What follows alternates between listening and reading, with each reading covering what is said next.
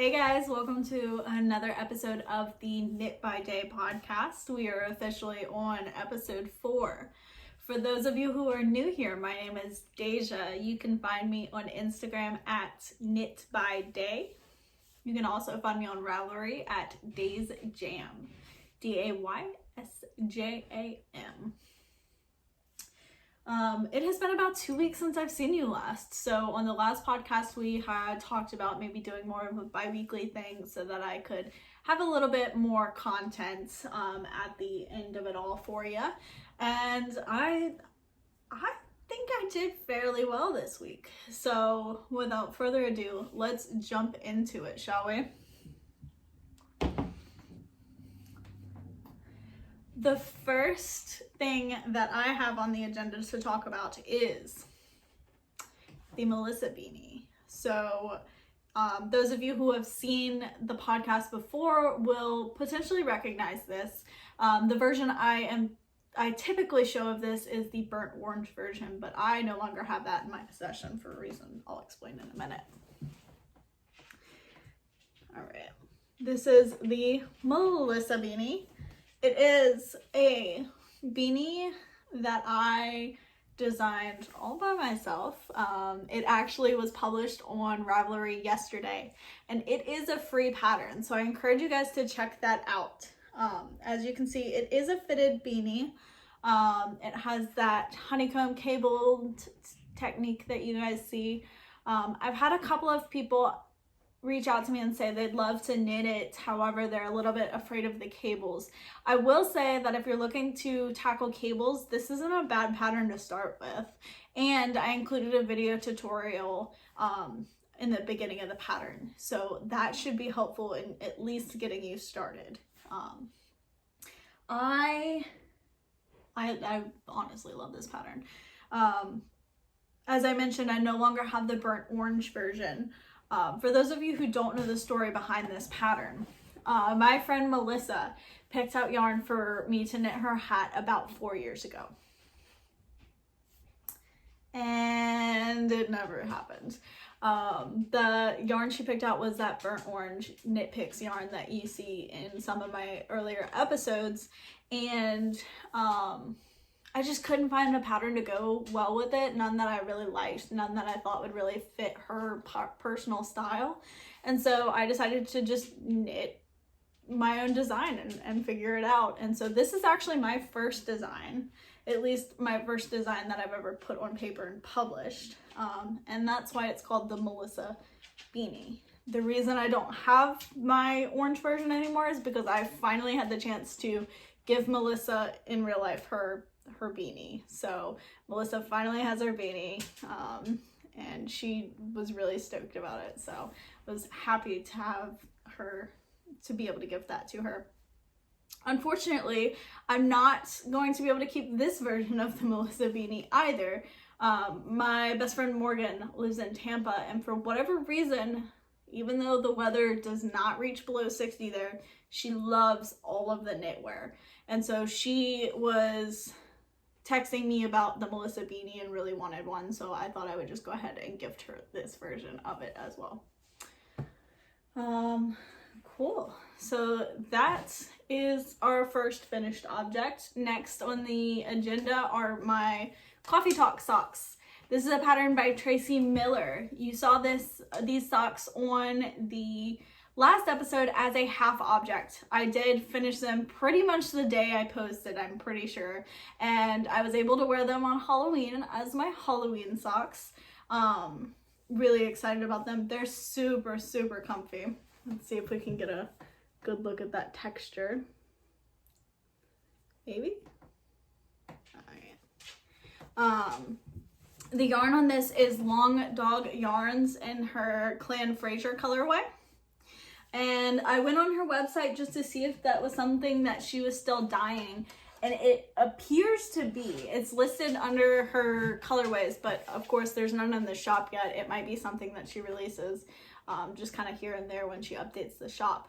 But another thing I found out while I was up there is that the Clan Fraser colorway is actually a part of her Outlander collection series, etc.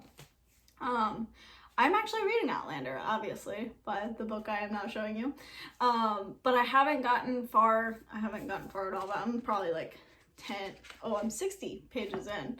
But I don't know what she's referring to with Clan Fraser yet, but I'm excited to find out.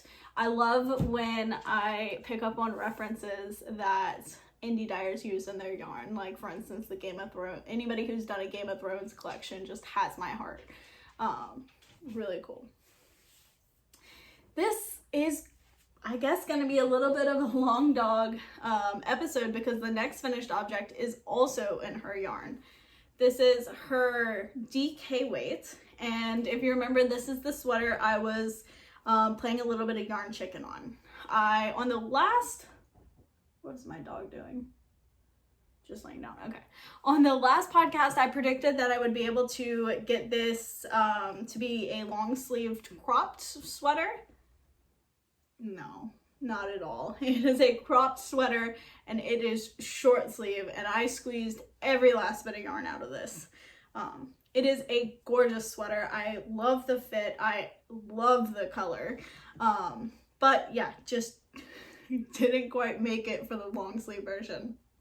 I don't know if I mentioned this, but this is Long Dog's colorway Rum Runner, which is a really gorgeous orange with all kinds of colorful speckles. It honestly reminds me of, I think it's because of the greens and the purples, but it reminds me a little bit of Mardi Gras, which is funny because Long Dog is actually based out of Baton Rouge, which is close to my old stomping grounds. So, just funny. It's kind of near-ish to New Orleans. What else was I gonna, oh, the pattern on this, one of the big reasons, the pattern on this sweater is Jessie May Designs, and it is her Cozy Classic Raglan. Obviously modified because short sleeves and cropped, which I don't think the pattern originally calls for. But if you're looking for a simple, cozy, throw on over a pair of jeans type of sweater, I think that you don't need to look any further. This is the perfect pattern for that.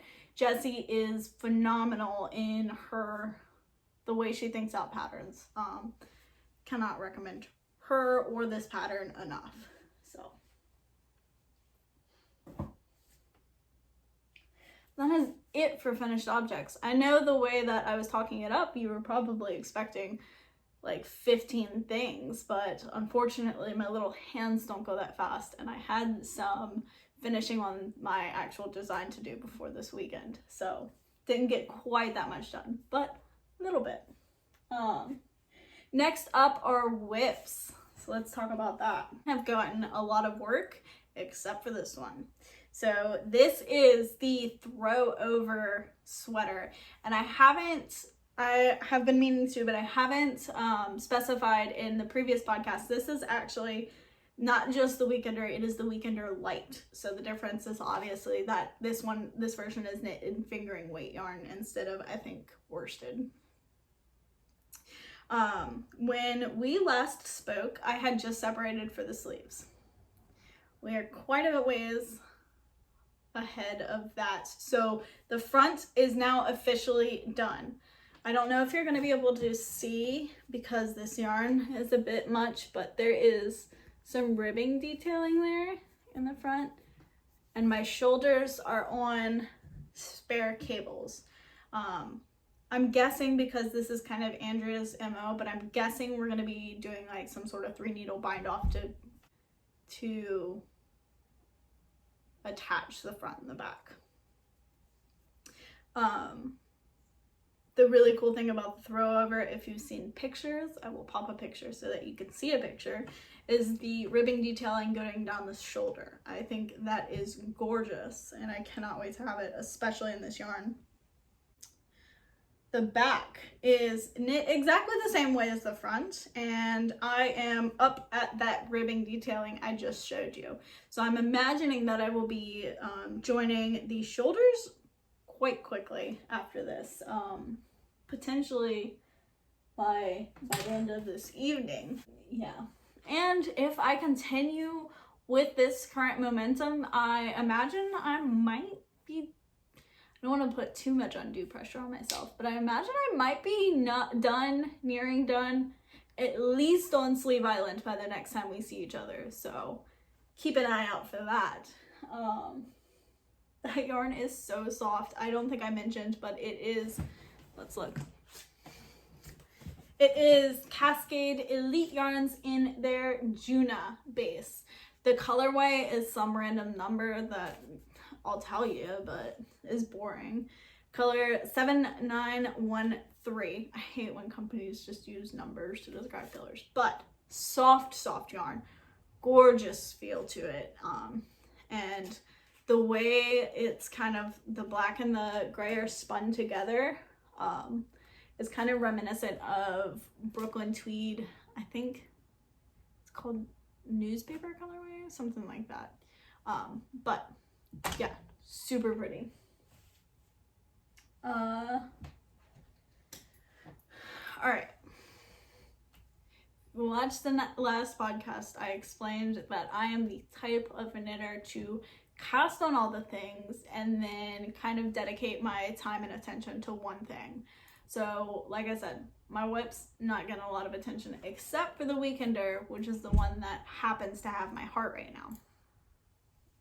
But I did cast on something else. So I had this yarn. It is Berroco Vintage. Unsure of the colorway, but it's dark gray. I had a ton of it because I had purchased this yarn to knit like a full-size blanket. And I have since realized that I am not a blanket knitter. I will never be a blanket knitter, especially in worsted weight. And that is because I just don't have the attention span for it. Like, I need to really want to pick up my knitting and love every minute of it. And blankets just don't do that for me. Unless it is the habitation throw. But I think that has more to do with like the colors changing every couple of rows than it does the actual blanket. But I digress. So I had a ton of this yarn, and I at the same time was thinking, hey, maybe I want to cast on a sweater for Christian. You know, the holidays are coming up. It'd be cool if you had a sweater. And I've never knitted one because I'm a selfish knitter.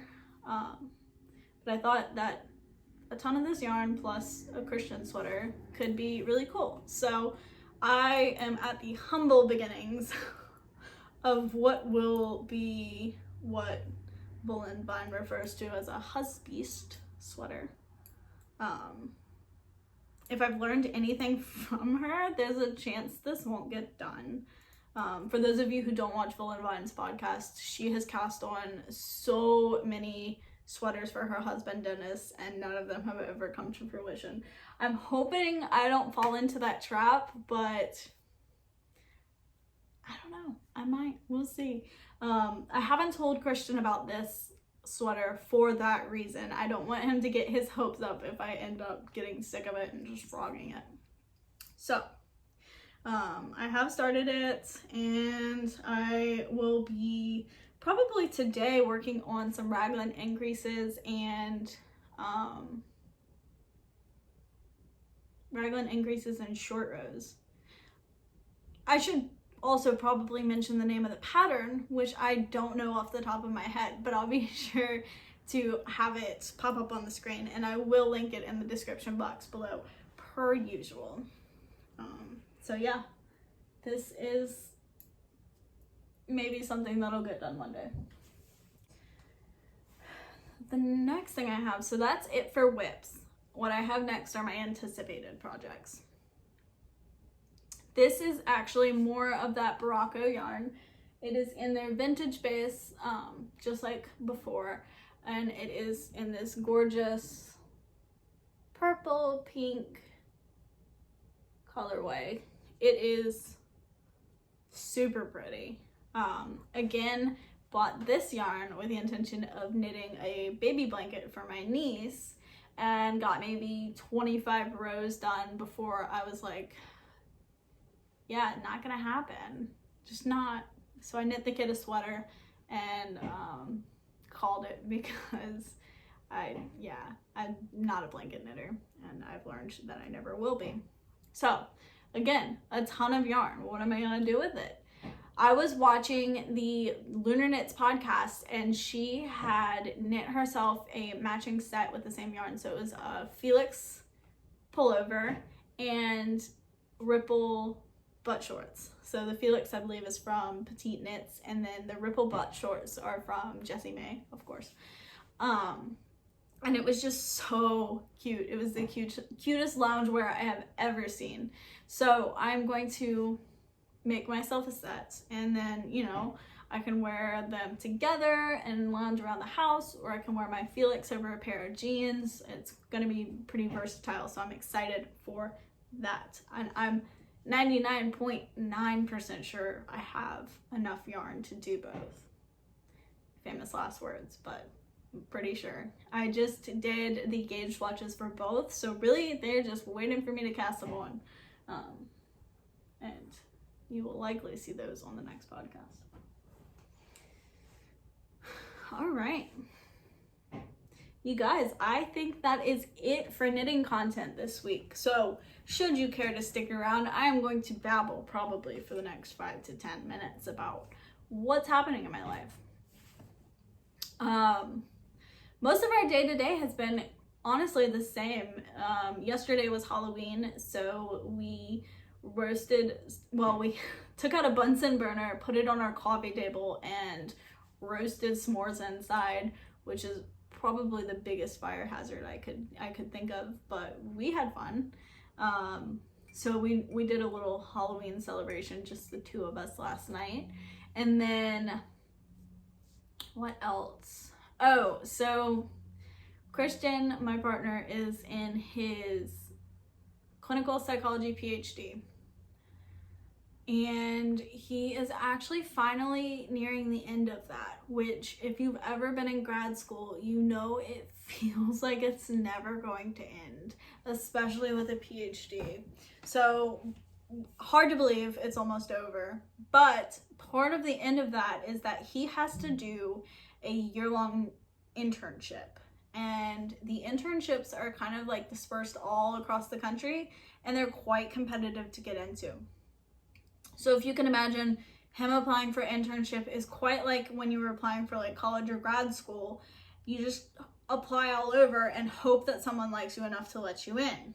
But when you're 25 and 27 years old, that's quite stressful, because the idea of like ending up anywhere in the country for a year, you have to upend your life. It's quite scary. It's quite inconvenient. But that's what we're gonna have to do. So we've kind of been discussing places that we would like to live, places that we'd like to live, but internship sites that are still gonna give him the best experience. We're also discussing whether or not I'm gonna go with him, or whether or not we're going to be just kind of physically separated for a year or so. Many of you know that I'm pretty firmly established in my career here in Wilmington, and so for me to move, it's going to be really a big deal, and it's going to be hard. So we're discussing kind of our options there. I don't want to be separated for a year, and so it might end with me moving with him, but we'll have to see. The places that are currently looking the most promising, we're predicting, are Chicago, which is a cool city. I've been there once and we had so much fun. And then Tampa, which I mentioned a little bit earlier, my best friend lives in Tampa. So the idea of being less than 10 hours from her again sounds absolutely incredible to me. That's very tempting. And then I know somewhere in Gainesville, Florida, which I'm gonna strike that one off the list. I don't want to live in Gainesville. No offense to anyone who lives in Gainesville, but I know there's somewhere in Utah, a couple of places like that. So I have no doubt it will end up being somewhere cool. It's just a matter of how willing I am to totally upend things here, right? there's also a lot of chance that wherever he ends up, they end up offering him a job at the end, and then it may become a more permanent thing. At that point, I'd obviously have to move that way, or he'd have to turn down the job, which who knows how that'll play out. Other than that kind of giant black hole in my life drawing me in, the only other thing I really have coming up is obviously the holidays. So in about a week, 2 weeks, I'm going to go down to the New Orleans area. It's actually Mississippi, where my grandfather lives, and spend a little bit of time with him there. And then we are going to make the trek back up to Wilmington together, and he's gonna stay a couple of weeks with us. If you don't know me personally, then you won't know this, but my grandfather is my favorite person in the whole world. And so the idea of driving down, spending a couple of days with him back in my hometown, it sounds super fun. And then the fact that he's coming back up here to spend a couple of weeks is 10 times better. I'm really excited for that. Yeah, so that's coming up. And then yeah, I think that's about it on life stuff as well. Yeah, I want to thank you guys for watching. I love coming up here and sharing my projects with you, and I hope you guys enjoy it as well. If you would, hit the subscribe button for me. It's a ton of positive reinforcement for me. It makes me super happy when I see a new subscriber. So feel free to do that. It'll let you know, obviously, when I post new podcasts. Let me know below what you guys have been working on. I'm curious to see what all of you have been totally in love with. Obviously, for me, it's The Weekender. Have a wonderful couple of weeks, and I'll see you soon. Bye, guys.